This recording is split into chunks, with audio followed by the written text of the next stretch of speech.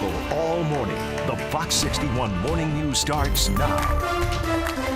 Good morning. A little bit of light snow causing a few problems out there. The update on the road to work this morning coming up. And a wrong-way driver caught on camera crashing into a state trooper's cruiser over the weekend. What you can do if you see this happen out on the road. Also a look at how people in Connecticut and across the country are honoring Dr. Martin Luther King Jr. this morning. Good morning, everyone, and thanks so much for waking up with us here on the Fox 61 Morning News. I'm Julia LeBlanc in for Erica today. And I'm Tim Lammers. Good to see you again. Yes, thanks for having me back here. Yeah, back here on the morning show. It's going to be a good day here on this holiday, although we have some snow to talk about. And I know as we're looking live over Hartford, New Haven, by no means is this statewide, but if you were caught in it, and some people were coming down I-91 as we get over to Matt Scott, just from pretty much the state line down to East Windsor, saw two spinouts in about 5 miles. And the issue is untreated roads. And that was not a wrong call to treat the roads. The concern has really been farther off to the east. But this little bit of energy that's holding together is causing a lot of rough patches out there this morning. So it's mostly wet, but as we'll show you in the radar, there is a little snow to speak of that'll amount at worst to a coating to an inch. Offshore storm, that's what's responsible. It's far away, but it's close enough for trouble winds too.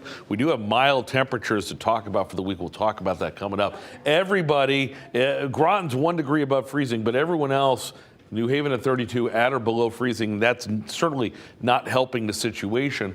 So we've had a little bit of light snow.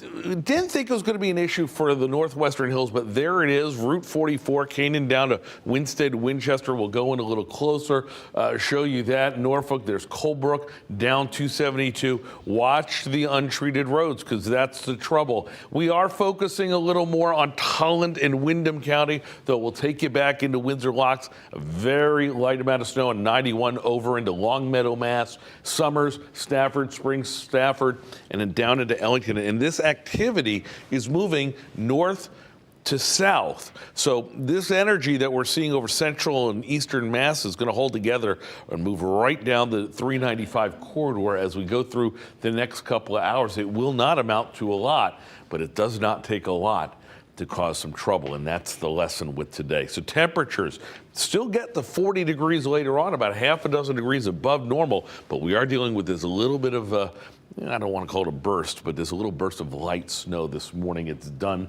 very quickly, but it is still doing some damage out there. We'll talk about the rest of the week coming up, see what kind of damage has been on the roads. Tim mentioned a couple of spin outs. I was holding on to the wheel.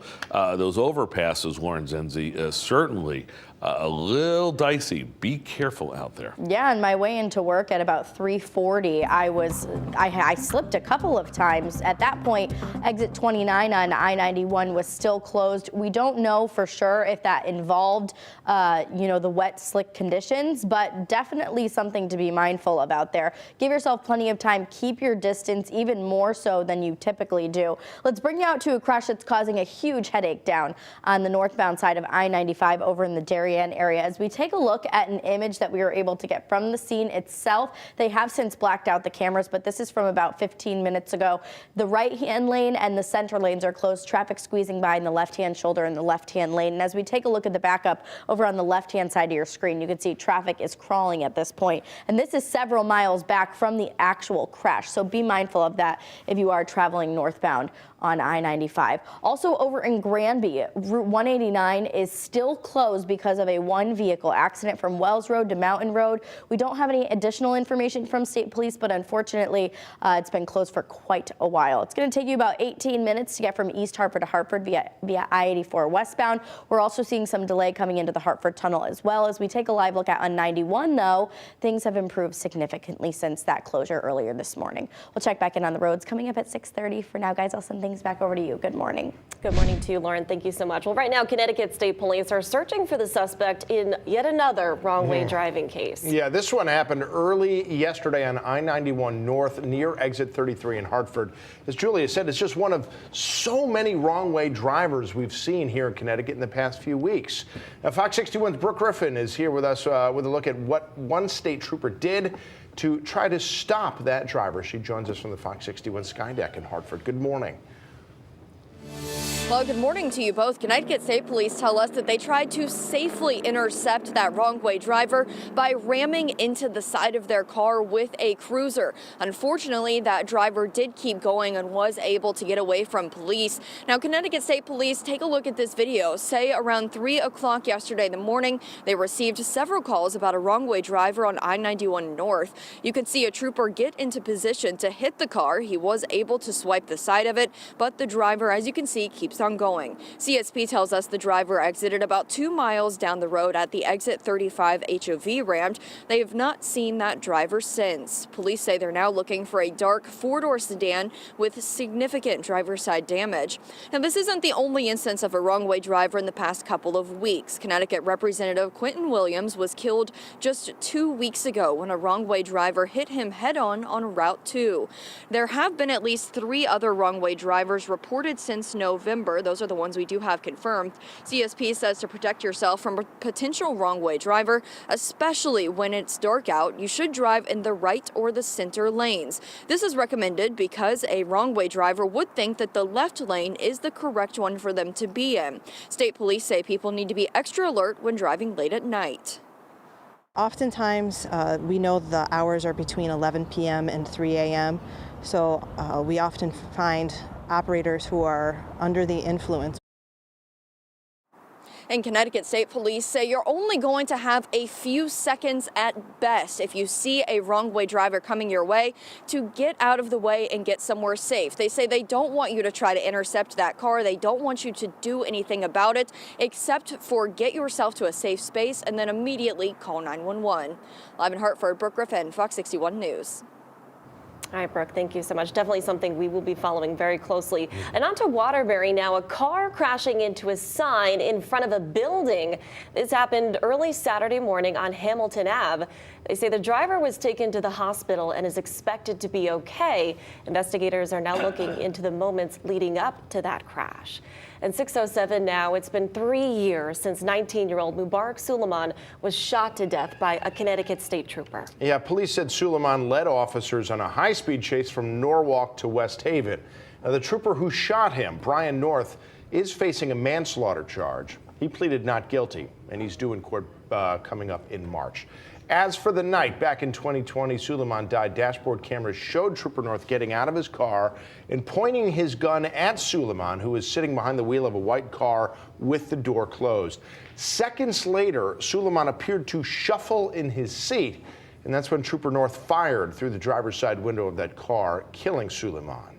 Well, last night, his family gathered to remember him and share some memories about his life. His sister and family attorney said their journey to justice isn't over.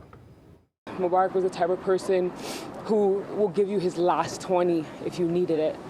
He was the type of person a friend will call him in the middle of the night seeking shelter, and he'll open up our home to them. As we always said, better to get it right and take a very long time than to get it wrong really quickly.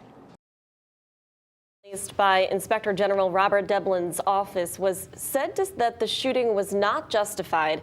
Devlin concluded, despite State Trooper North's claim that he shot him to protect other officers from a knife-wielding Suleiman, who was in the car by himself, he says nobody on scene faced actual or imminent danger.